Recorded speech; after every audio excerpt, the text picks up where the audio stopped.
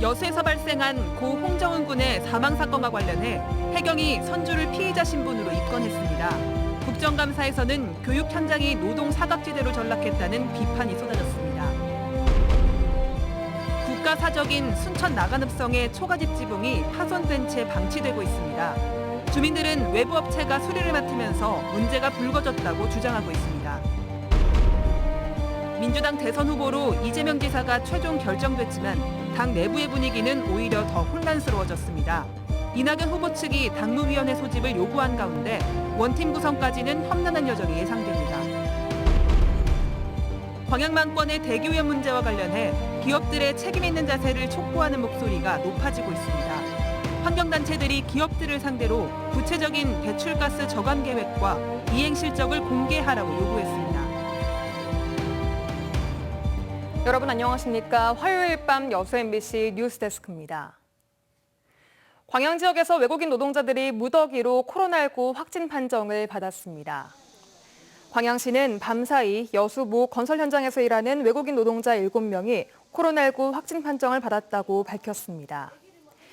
이들은 여수의 모 건설 현장에서 일하는 근로자들로 앞서 확진 판정을 받은 직장 동료의 밀접 접촉자로 분류돼 자가 격리 중이었습니다. 여수 요트장에서 현장 실습을 하다 숨진 고 홍정훈 군 사건과 관련해 해경이 오늘 선주를 피의자 신분으로 입건했습니다. 이 안타까운 죽음의 진상을 철저히 규명하고 비슷한 사고가 다시는 발생하지 않도록 대책을 촉구하는 목소리가 갈수록 커지고 있습니다. 조희원 기자가 취재했습니다. 고 홍정훈 군이 일하다 숨진 여수 웅천마리나 요트장. 영정이 안치된 천막 주변에 편지를 적은 하얀 리본이 달리고 국화꽃들이 놓였습니다. 어제 이곳에서 18살의 꽃다운 나이로 숨진 정훈 군의 안타까운 죽음을 기억하기 위한 추모제가 열렸습니다.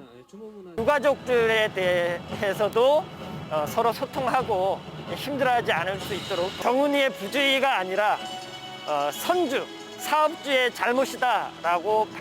이런 가운데 그동안 선주를 참고인 자격으로만 조사해오던 해경은 오늘 선주를 피의자 신분으로 정식 입건했습니다. 선주에게 적용될 혐의는 업무상 과실치사인 것으로 알려졌습니다. 해당 업체에 부분 작업 지시만 내렸던 여수고용노동지청도 오늘부터 작업을 전면 중단시켰습니다. 학교 현장에서는 이번 사고를 계기로 특성화고의 현장 실습 제도를 원점에서 재검토해야 한다는 목소리가 높아지고 있습니다. 길어야 3개월 일하다가는 현장 실습생에게 제대로 된 교육을 시키는 업체가 거의 없다는 이유 때문입니다. 아예 전공과 무관한 업체에서 현장 실습을 하는 경우도 많아 학생들의 노동력만 착취하는 유명무실한 제도가 돼버렸다는 겁니다. 현장 실습에 참여한 학생들을 제대로 가르치는 게 현장에서 이루어지고 있는지 현장 교사에게 제가 물어봤는데 90% 이상은 그게 가능하지 않다라고 이야기했어요. 이미 학습이 아닌 저임금 노동, 단순 노동을 현장 실습 가서 하고 있는 거고. 전구조는 제도를 보완하고 더 나아가 현장 실습 제도를 없애야 한다고 주장하고 있습니다.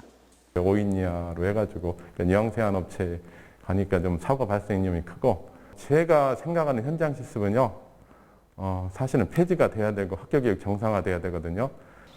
고 홍정훈 군의 학교인 여수해양과학고등학교는 오늘도 해경 수사 결과를 기다려보겠다는 답변만 반복했습니다. 두 번 다시 일어날 이런 희생자가 발생하지 않도록 조군이 죽음이 촛불이 되어 다른 친구들의 등불이 되었으면 좋겠다는 바람이라고. MBC 뉴스 조희원입니다. 국회 교육위 국정감사에서도 여수 현장 실습 사망 사건 관련한 질타가 이어졌습니다. 국회 교육위원들은 교육 현장이 노동 사각지대로 전락했다며 교육청에 재발 방지 대책을 요구했습니다. 국정감사 소식 김한수 기자가 취재했습니다. 지난 6일 현장 실습생 신분으로 잠수 작업에 나섰다 숨진 채 발견된 고 홍정훈 군. 국회는 고위험 직무에 실습생 홀로 투입을 금지함에도 현장에선 지켜지지 않았고, 규제 위반이 적발돼도 과태료 처분에만 그치고 있다고 지적했습니다. 규정을 어긴 업체의 잘못뿐 아니라 교육당국의 허술한 관리도 질타했습니다. 반복되는 현장 실습 사고에도 실습업체 승인 과정이 오히려 간소화됐다는 겁니다. 이거 간소화하면서 혹시 보완책도 같이 마련했었습니까? 현재 담당 국에서 여러 가지 대안을 마련하고 있는 것으로 알고 있습니다. 노동인권 사각지대로 전락한 교육 현장은 또 있습니다. 광주 전남 초중고등학교에서 학교 급식 조리 과정에서 발생한 산업재해는 최근 3년간 219건. 걸려 넘어지거나 고온에 데이는 부상이 대부분인데 매년 1% 정도만 산재 신청을 하고 있습니다. 오늘 위원님들께서 주시는 지도와 조언을 시책에 적극 반영하여 전남 교육이 한 걸음 도약할 수 있는 계기로 삼겠습니다. 국회 교육위는 또 전남교육청에 순천 모 중학교 부지를 둘러싼 건설업체와의 소유권 다툼에 적극 대응할 것을 주문했고 감사원에 적발된 근무평가 조작 의혹에 대해 재발 방지를 요구했습니다. MBC 뉴스 김한수입니다. 여수시의회가 올해 여순사건 추념식에 문재인 대통령의 참석을 요청하는 여수시민 서명부를 청와대에 직접 전달했습니다. 여수시의회는 오늘 전창곤 의장과 민덕희 여순사건 특별위원장 등 시의회 대표 등이 청와대 시민사회수석실을 방문해 여수시민 11,559명이 서명한 서명부를 전달했습니다. 여수시의회는 지난 1일부터 8일까지 온 오프라인 서명운동을 통해 화해와 상생을 바라는 시민들의 뜻을 모았으며 특별법 제정 이후 첫 행사라는 역사적인 의미가 있다고 덧붙였습니다. 여수반도와 고흥반도를 잇는 11개 교량계통과 연계해 전국에서 가장 긴 걷기 여행길을 조성하자는 의견이 제기됐습니다. 여수시의회 박성미 의원은 최근 현재 고흥과 여수를 잇는 일부 교량은 별도의 인도가 설치되어 있지 않다며 걷는 길 코스와의 연결 가능성을 고려한 대교 조성과 운영관리 시스템이 필요하다고 주장했습니다. 박 의원은 특히 여수 고흥 간 11개 교량을 도보 여행 네트워크에 포함할 수 있는 주변 인프라를 구축한다면 전국 최장의 걷기 여행길 조성을 통한 세계적인 도보 여행 명소를 만들 수 있다고 강조했습니다. 순천시가 관리하고 있는 국가사적 나간읍성의 초가 지붕들이 무너지고 파손된 채 방치되고 있습니다.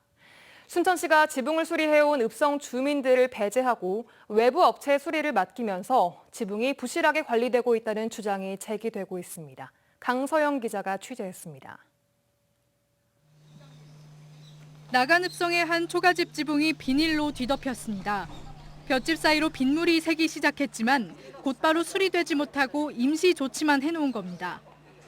또 다른 초가지붕은 아예 일부가 무너져 내려앉거나 볏짚이 군데군데 빠져 흉물스럽게 방치되고 있습니다. 순천시가 관리하고 있는 초가지붕이 파손되거나 무너져 내리고 있는 겁니다. 초가집들은 이영잇기라는 전통 방식으로 볏짚을 엮어 매년 새 지붕을 덧씌워 지붕을 수리합니다. 이런 가운데 나간읍성 주민들은 순천시로부터 지붕 수리 업체로 선정된 A건설업체가 지붕을 부실하게 수리했다고 주장하고 있습니다. 이런 집들은 기술이 필요한데 대충 그냥 이렇게 하다 보니까 함도 저렇게 썩어가지고 지금 색깔이가 다 불고 지금 엉망이에요, 엉망. 순천시는 이에 대해 A업체가 법적으로 문화재 수리 자격증을 갖췄다며 크게 문제가 없다는 입장입니다. 그러나 주민들은 오히려 A업체가 문화재적 가치를 고려하기는커녕 비용을 줄이려 하도급을 주고 그 과정에서 외국인 노동자까지 투입됐다고 증언합니다.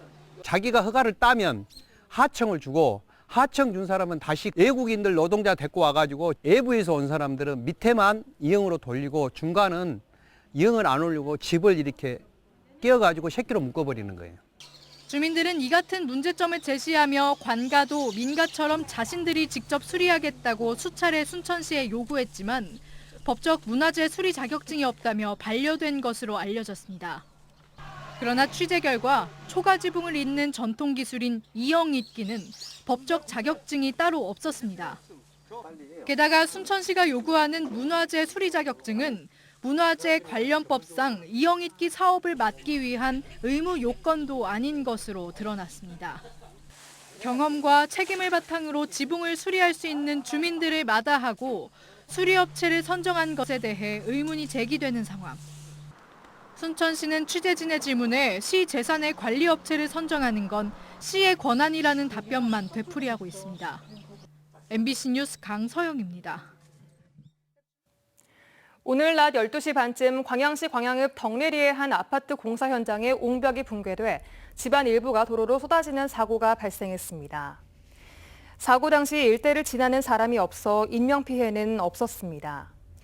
경찰은 발파 작업으로 인해 사고가 난 것으로 보고 발파가 규정대로 이루어졌는지 등 사업자의 과실 여부를 조사하고 있습니다.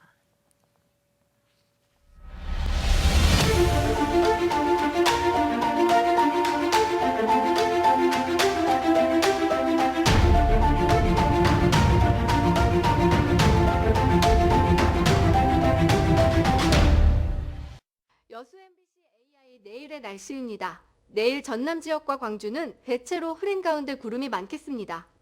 지역별 상세 날씨와 기온 보시겠습니다. 여수가 19에서 24도, 순천이 18에서 26도, 광양은 18에서 24도의 기온 분포를 보이겠습니다.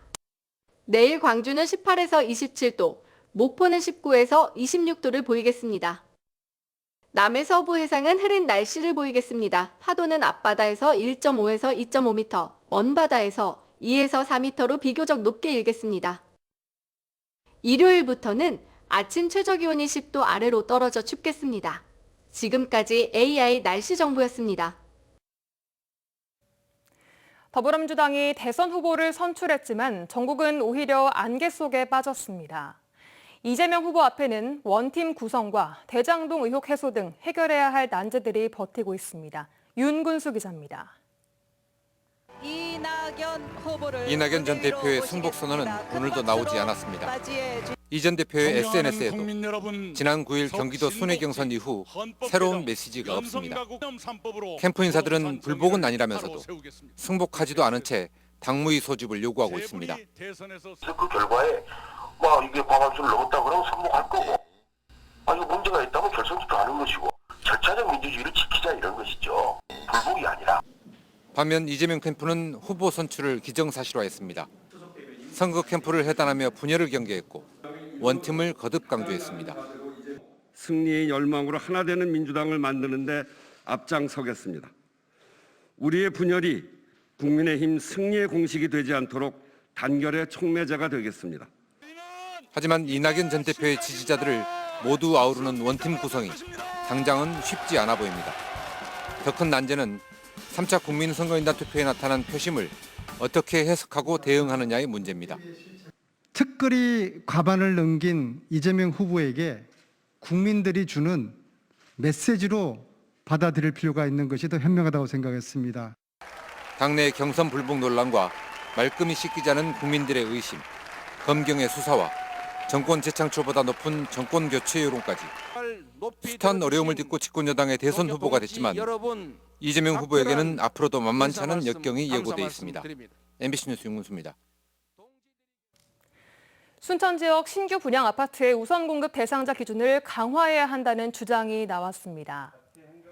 순천시의회 도시건설위원장을 맡고 있는 김미연 의원은 최근 임시회 본회의에서 순천의 경우 분양 아파트 우선 공급 대상자의 거주 기준이 3개월에 불과해 외부 투기 세력의 목표가 되고 있다고 지적했습니다. 김 의원은 지역에 거주하는 실수요자들을 위해 광주와 같이 거주 기간을 1년으로 강화하고 우선 공급 대상자의 기준을 전반적으로 재검토해야 한다고 강조했습니다. 전남 학교 비정규직연대회의가 오는 20일 하루 총파업에 들어갑니다. 학교 비정규직 노동조합과 교육공무직본부, 여성노조 등으로 구성된 연대회의는 오늘 낮 집회를 열고 노조원 9만 4천여 명 가운데 60% 이상이 파업에 찬성해 이 같은 결정을 내렸다고 설명했습니다. 노조는 앞서 전남교육청과의 임금 교섭이 결렬되고 비정규직에 대한 처우가 나아지지 않았다며 개선책을 촉구했습니다. 여수 지역의 제조업체들은 올 4, 4분기 기업 경기 전망을 어둡게 보는 것으로 나타났습니다. 여수 상공회의소가 최근 지역 내 186개 제조업체를 대상으로 4, 4분기 기업 경기 전망을 조사한 결과 BSI, 즉 기업 경기 전망 지수가 89.3으로 전분기와 동일함을 의미하는 100보다 낮아 여전히 부정적인 것으로 나타났다고 밝혔습니다.